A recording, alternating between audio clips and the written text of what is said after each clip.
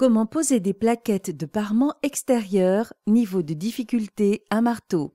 À base de pierres reconstituées, de pierres naturelles ou de terre cuite, les plaquettes de parement destinées à l'extérieur reproduisent le charme des maçonneries traditionnelles. Faciles à poser, elles habillent muret, celles à base de plâtre étant à réserver à une pose intérieure à l'exclusion des pièces d'eau.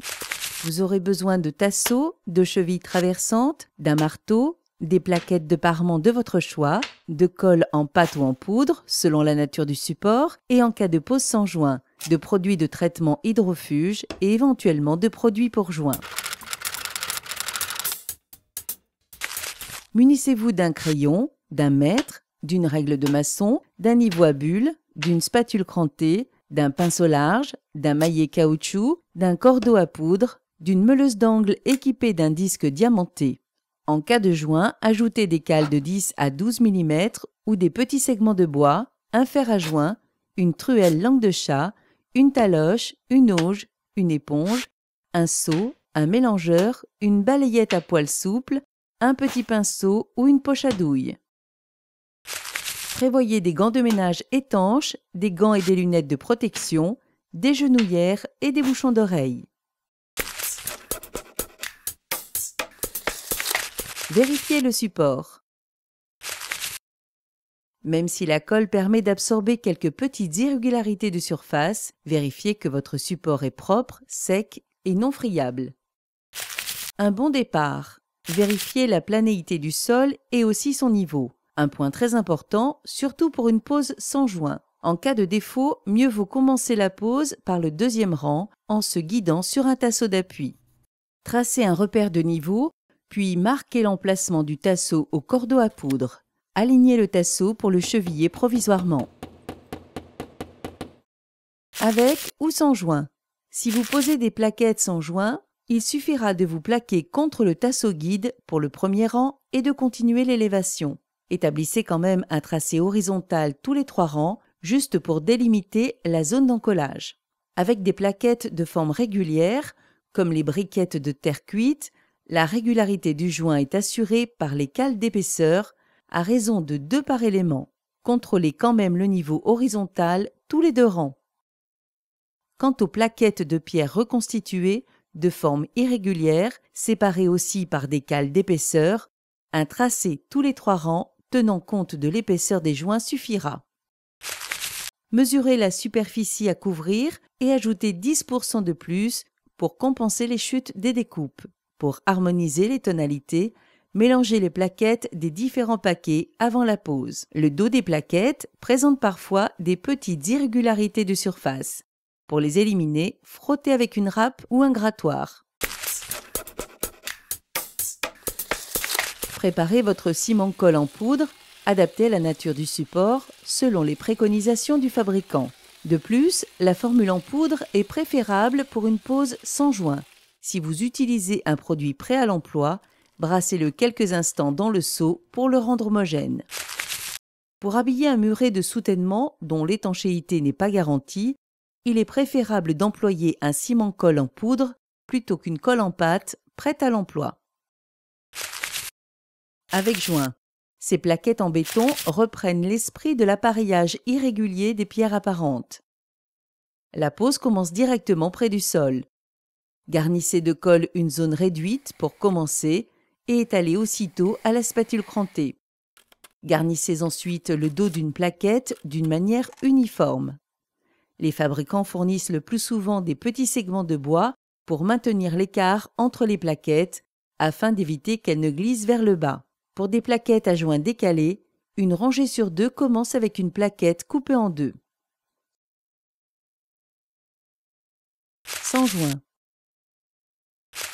Garnissez de colle une portion équivalente à 3 ou 4 plaquettes pour commencer et étalez aussitôt à la spatule crantée. Garnissez ensuite le dos d'une plaquette d'une manière uniforme en évitant de charger sa périphérie. Appliquez la plaquette contre le mur encollé en appuyant le bas contre le tasseau. Imprimez de légers mouvements oscillants tout en pressant. Tapotez ensuite avec un maillet en caoutchouc pour parfaire l'adhérence. Si vous utilisez des plaquettes d'angle, commencez par là.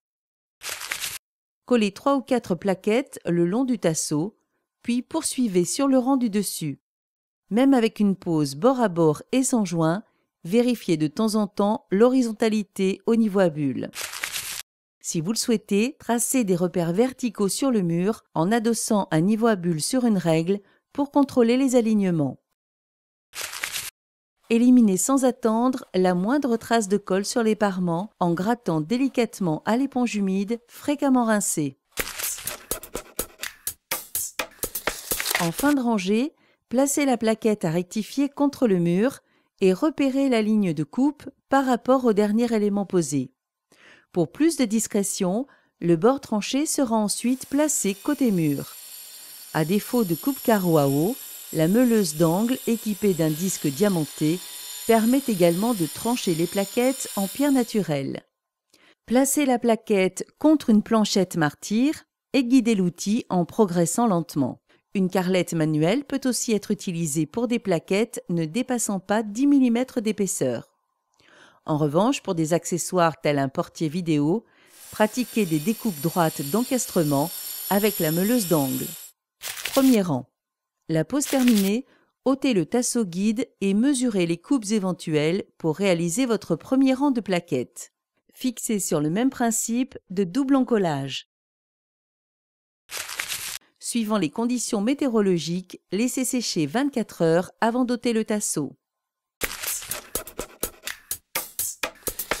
Après quelques heures, vous pouvez préparer le mortier spécial à jointoyer. Mélangez la poudre à l'eau avec un mélangeur selon les préconisations du fabricant pour former une pâte compacte.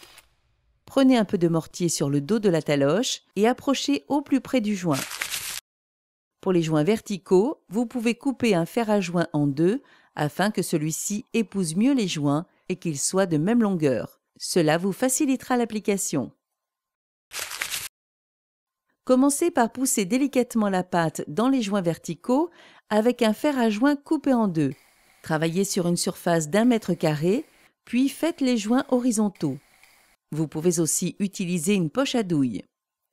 Laissez prendre un peu le produit, puis lissez en pressant doucement avec le fer à joint.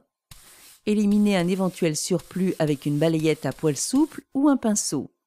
Ce dernier lissage améliore encore l'aspect des joints. Laissez sécher 1 semaine, puis appliquez un traitement hydrofuge de surface pour renforcer la protection contre les intempéries.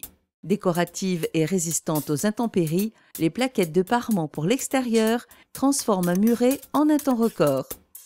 Une question, un doute, un conseil? Contactez le 0810 634 634.